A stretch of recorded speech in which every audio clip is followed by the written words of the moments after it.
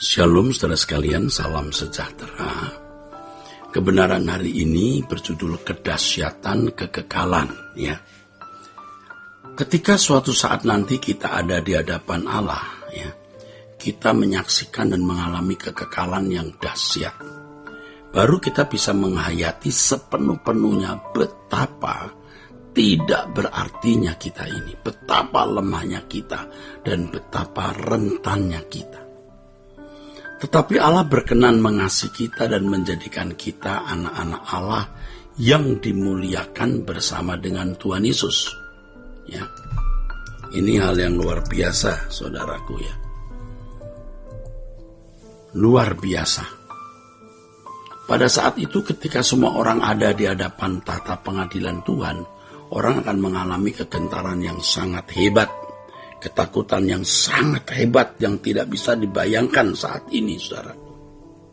Ya, tidak bisa dibayangkan saat ini. Kegentaran yang tak terbayangkan artinya orang harus mengalaminya sendiri, barulah bisa mengerti kegentaran tersebut. Keadaan itu tidak bisa diceritakan tapi harus dialami. Kita harus belajar untuk merenungkan dan membayangkan betapa mengerikan keadaan itu kalau kita tidak sejak saat ini membangun takut akan Allah. Ya, saudaraku. Kalau kita tidak sejak saat ini membangun takut akan Allah, wah, nanti akan ketakutan sekali. Saudaraku, kita harus memberi waktu khusus untuk membayangkan hal itu dan merenungkannya. Sebisa-bisanya kita merenungkan dan menghayatinya dengan segenap hati. Kita dapat memiliki kegentaran yang patut terhadap Allah, walaupun kita belum ada di kekekalan. Jadi walaupun kita belum meninggal dunia dan belum ada di situasi atau keadaan di hadapan tahta pengadilan Allah, tetapi kita sudah bisa menghayati sebagian. Ya saudara, hal ini akan membangun kegentaran yang kudus terhadap Allah dan kesungguhan mempersiapkan diri menghadapi keadaan tersebut. Salah satu ciri kalau kita berhasil menghayati kedahsyatan kekekalan di hadirat Allah adalah ketika kita dapat memandang persoalan-persoalan hidup hari ini menjadi kecil. Ya. Tidak berarti gitu maksudnya, saudara. Ya. Nah, segala persoalan sebesar apapun, ya, saudara, ya, menjadi tidak berarti. Jadi kalau kita sudah menghayati dan merenungkan kedahsyatan kekekalan, saudara, kita menemukan dan merasakan realita kehidupan, ya, yang sejati. Kita harus menguji, ya, diri kita masing-masing, seberapa kita benar-benar telah memiliki kegentaran akan Allah. Ya, seberapa, ya, kita telah memiliki kegentaran akan Allah, saudara.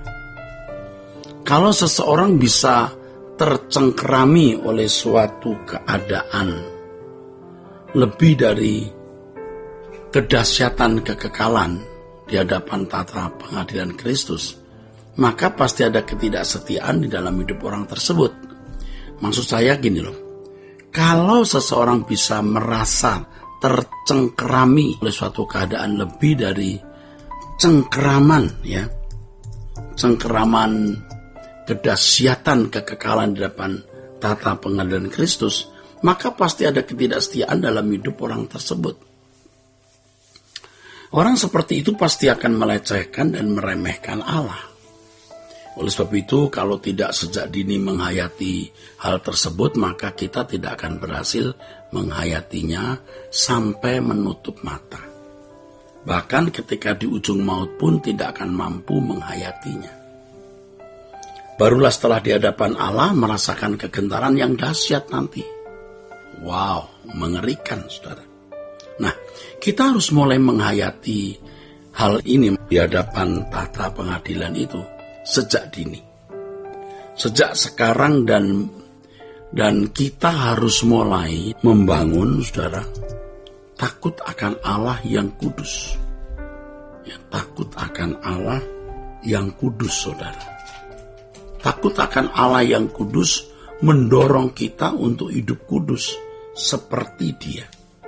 Ada 2 berkat besar yang kita terima kalau kita benar-benar bisa menghayati kekekalan, saudaraku ya. Ada 2 berkat besar ya yang kita terima kalau kita bisa menghayati dengan benar kedahsyatan di hadapan tahta pengadilan Allah itu. Nah, saudaraku, berkat yang pertama adalah kita menjadi lebih berhati-hati dalam hidup ini atau menjadi sangat berhati-hati. Kita akan lebih takut akan Allah. Nah, yang kedua, kita bisa meninggalkan percintaan dunia. Nah, selanjutnya kita bisa menjadi lebih tabah, lebih kokoh menghadapi segala situasi hidup ya, yang berat dan sulit. Kita menjadi lebih menerima keadaan. Kita lebih mengerti bahwa segala sesuatu akan berakhir dan kita akan ada di hadapan tahta pengadilan Kristus. Ini menjadi kekuatan kita, saudara. Saudara, sebenarnya kita bisa merenungkan ini dan lebih bisa menghayati karena situasi hidup yang berat atau sulit. Artinya kalau kita dalam situasi hidup yang berat dan sulit, kita bisa lebih menghayati realitas kekekalan ini, saudara. Nah, Tuhan itu bisa membawa kita kepada keadaan yang sulit, di mana kita dipaksa untuk bisa menghayati realitas kedahsyatan kekekalan di hadapan Allah, saudara. Ya, Tuhan itu bisa begitu, ya. Ketika nama kita menjadi begitu buruk, banyak fitnah yang kita terima dan kita tidak tahu bagaimana membela diri, kemudian kita berdiam diri. Hal tersebut menjadi berkat kekal. Keadaan tersebut membuat kita lebih memeriksa diri, saudara. Oleh sebab keadaan tersebut menjadi berkat, kita tidak perlu mencari pembelaan. Ya. Nanti di hadapan pengadilan Tuhan baru akan terbuka siapa yang benar, siapa yang tidak. Sampai kita dibuat Tuhan tidak bisa berbuat apa-apa. Terkatup mulut kita diam. Kita hanya menunggu pengadilan Tuhan nanti. Sementara itu kita merajut kesucian hidup atau hidup yang berkenan kepada Allah. Kita harus bisa menghayati kedahsyatan kekekalan di hadapan Allah setiap hari, walaupun hanya beberapa menit ya, atau beberapa detik. Hal ini kita lakukan agar kita lebih dapat agar kita dapat lebih berusaha jauh-jauh hari untuk berdamai dengan Allah secara benar. Jika ini kita lakukan, saudaraku, barulah kita bukan saja tidak takut menghadapi tahta pengadilan Kristus, tapi kita mengharapkan segera ada di pengadilan tersebut. Di situ akan nampak pengabdian kita dan keadaan kita yang sebenarnya. Cintaan kita kepada Tuhan, kesucian hidup kita. Seperti Paulus juga ya, merindukan pulang ke surga. Kiranya kebenaran hari ini memberkati kita sekalian, saudara. Sola Gracia.